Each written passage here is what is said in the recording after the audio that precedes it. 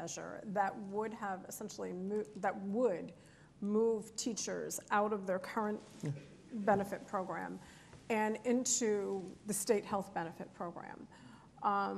Can you talk a little bit about both what that looks like, kind of fiscally, but also what the politics of it look like? Well, back in the 2000s, there was a thing called Direct 10 and Direct 15.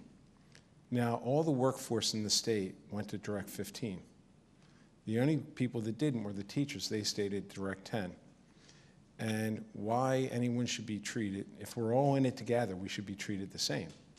You know, our workers, our government workers are just as valuable as teachers. They do very hard, you know what I mean? They work hard. But, Bridget, what the CWA just did, and I give them a lot of credit, they're making the right steps to come in line with a more affordable health care plan.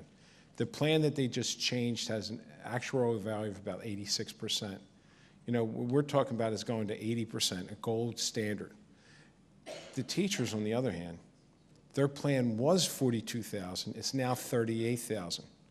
So there's $11,000 difference for a family plan between a public worker and a teacher. Why? So, because we have two plans. So we said, listen, just merge the two plans together. We'll save hundreds of millions of dollars. Everyone's going to have very good health insurance.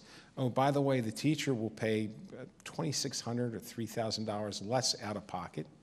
Because what we keep hearing is, we want Chapter 78, you heard that Chapter 78 relief, which was the reforms we did under Christie. Well, we did it for one reason. We wanted to force people to make decisions on health care. You know, you have skin in the game. There's other health care plans. The problem is everyone wants to keep the one that's $38,000. That's nice. But what about the carpenter whose health insurance is $16,000, or the public workers at $27,000? You know, this is just, and Steve Orher reminds us of this all the time. There's a Cadillac tax coming that in Obamacare, and Explain that. People may not know what a Cadillac tax is. Obamacare is something, just so you know, I believe in. In Obamacare, they put it's been delayed, but it's coming, where they put a premium. If you have anything above a gold health care plan, an 80% health care plan, you're going to pay 40% premium because you have like a super rich plan. Well, we have the super rich plan. We can't afford another 40%. I'm looking at the mayor. You couldn't pick up another 40%. It would bankrupt your town.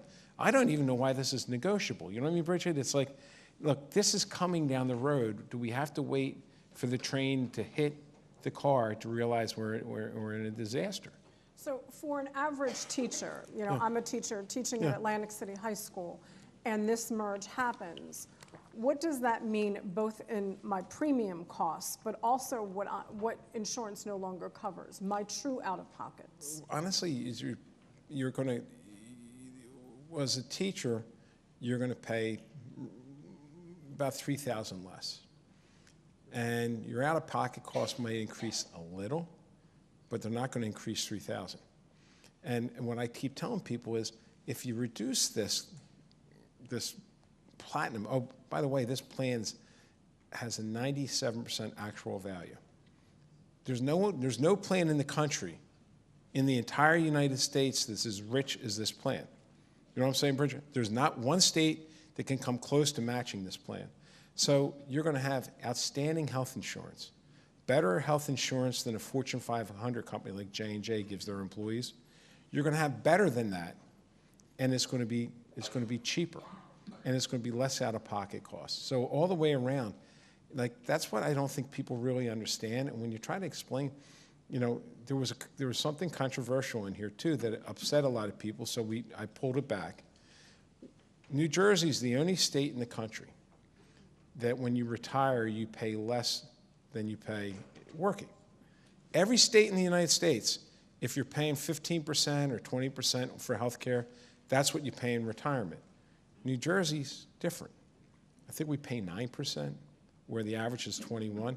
So we're not doing that, but we want people to understand how much we're giving, how much we value, because we do value our teachers. We do value our public workers. But we got to realize the people that are paying the bill, they can't pay it anymore. You know, when I talk to the presidents, they can't raise tuition much more anymore because it's just not reachable for kids to go to school. And taxpayers, if the average tax bill is $8,700, that means you have to make $15,000 just to pay your property taxes. At what point do we say we're broke? How has the NJEA responded to this plan? They love my ideas. But Bridget, I'm not going away. And the problem with it is this isn't attacking them. It's they need to be honest with their members about what the difference in health care would be, because it's not like you're talking, I'm giving you poor health insurance. Some people have more insurance than they're actually going to use.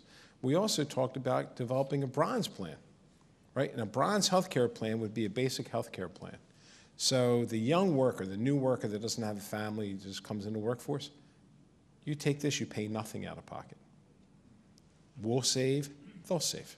You know what I'm saying? It's like, you know, let's get, I keep saying this, we're better when we're all in it together, but right now we're not all in it together. And unfortunately, we can keep kicking the can down the road and do a millionaire's tax and do this tax. It doesn't add up to fixing the problem.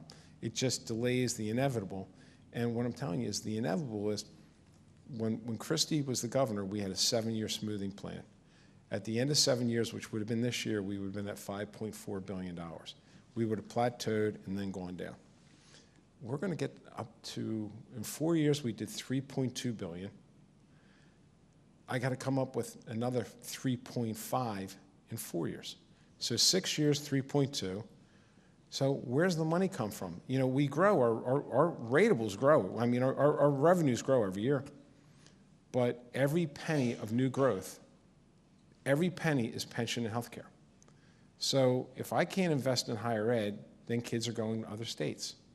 You know, we lose 35,000 kids. We're the #1 exporter of kids in the nation.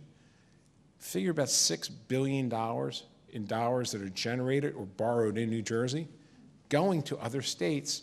And the biggest crime with that is when kids leave, they establish friendships, relationships, internships. They normally don't come back. So we export the greatest investment that we've made to other states. Senator, you mentioned